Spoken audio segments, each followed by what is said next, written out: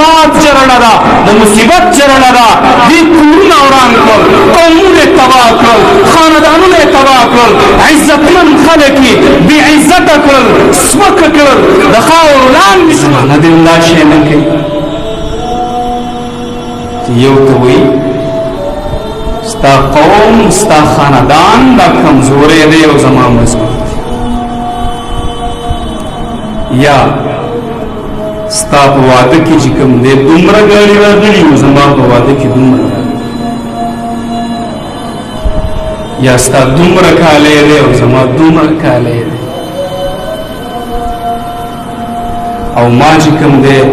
د یو لک ګروپو جوړه اچولې وه او تی چې کوم دی خوار همداسې راست دا وي که نه دا لانجې په دې کورونو کې دا لانجې نه دا ولې دا وجه دا ده چې موږ د دین نه لري موږ سره د انسانیت د مسلمان د اسلامیت احترام نشته خو دعوی کوو چې یرجمون کلک مسلمانان وي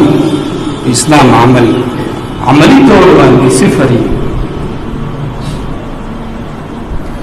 او دغه وجه ده چې د ډېرو خلکو کورونه وران شو په دشمنیو باندې واوړي بې عزته شو سپک شو جیدادونه یې د لاسه ورکړي ځوانان دای تباہ و برباد شو ولی ښځې چې کوم دی پیغور کړی یاره چې بس دشمني شو یوې ښځې بلې ته ویلې چې ته داسې څه وشو دشمني شو نتیجه یې څه شو ته هم ذلیله هغه هم ذلیله ستا هم د تېښتې ځای نشته او د هغې نشته الله ویلا شي رسول الله صلی الله علیه وسلم فرمایي د اختر په ورځ باندې خطبه کوي وعظ نصیحت یې وکړو بلال ته وایي یا بلال راځه د دې زنانو خواته ورځو زنانو ته رسول الله صلی الله علیه وسلم نصیحت کوي ورته وایي زنانو ټولګیا دا خبره ذهن کې واچوئ ما په جهنم کې تاسو ډېرې زیاتې ولیدئ جهنم کې اکثر هغه زنانه موجودې وي په نسبت د سړو باندې د الله رسول نه تپوس کوي د الله رسول وجه څه ده چې موږ په جهنم ته ډېرې ځو او تا موږ هلته ډېر لیدلي ورته وایي یو مصیبت یو لانجه په تاسو کې دا ده چې د خاوند نافرماني کوئ بله دا ده لعنت وایي لنګېرې لعنتي شي تباه دي شي او په ده باندې دې تندر راوغورځي په تندر دې سوړ شي او دا دې لیوان وخوري د الله رسول ورته وایي دغه وجه ده چې یو د خاوند نافرماني کوئ بل په ماشومانو باندې په خلکو باندې لعنتونه وایي دا وجه ده چې د دې جمع د وجې نه الله رب العالمین به تاسو جهنم ته غورځئ هغه اور به در باندې ګرمئ صدقې وکړئ خیراتونه وکړئ دا جمع بندې کړئ هغه مشهوره واقعه هغې کې راځي یوه زنانه راځي مولوي صاحب ته وایي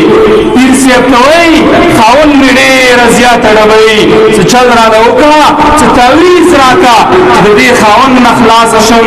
هغه ورته وایي تعویز در کوم په دې شرط باندې چې زه تا ته څه ویم په هغې باندې به عمل کې ورته وایي دا واخله تعویز کله چې ستا خاوند ستا کور ته راځي دا تعویز به په دې غاښونو کې داسې کلک نیسي خبرې به نه کې ډېره خوشحاله وه همغه مولوي صاحب ته راځي ورته وایي تعویز دې ډېر کار کړی دی ملا ورته وایي زما په تعویز کې څه شته نه تش کاغذ دی او مصیبت ستا په دې چټاکۍ ژبه کې دی دا ژبه بنده کا دا غاښونه بند کا نو دا خاوند به تا نه ډبوي نن زمون او ستا په معاشره کې زنانو نه دا ژبې پردۍ شوي دي هغه یې چا ویلي ډز په هغه ځای باندې کېږي چې د کوم ځای نه ډز کېږي نو دا خاوند اکثر دا ښځه په دې خوله باندې ووایي نو دا غاښونه یې لاندې ورواړ کوي وجه دا ده چې دا مورچې ډېره بېکاره ده نو دا خولې بندول پکار دي دا د فساد جرړه ده د مصیبت جرړه ده دې کورونه وران کړل قومونه یې تباه کړل خاندانونه یې تباه کړل عزتمن خلک یې بې عزته کړل سپکه کړل د خاورو لاندې شول که نن ښځې ځان ته وویلې چې زه ښځه یم زما کور دا کور دی دا مې خاوند دی د دې تابعداري کوم په ما لازمه ده د دې دومره تابعداري ده رسول الله صلی الله علیه وسلم فرمایي که چېرته د سجدې امر وی چې تاسو یو چا ته سجده وکئ ما به ښځو ته امر کړی دی چې خپلو خاوندانو ته سجدې وکئ دومره قدر الله ورکړی دی او واورئ دا خبره کومه ښځه چې پنځه وخته لمونځ کوي روژه نیسي او همدغه رنګې د خپل د دې بدن حفاظت کوي او د خاوند تابعداري کوي دا به جنت ته ځي او د کومې ښځې چې ژبه خوشې خوځېدله دا خولې یې خوشې وه کنځلې بدې ویناګانې بد اخلاقي دا به جهنم ته ځي دا څوک وایي دا رسول الله صلی الله علیه وسلم فرمایي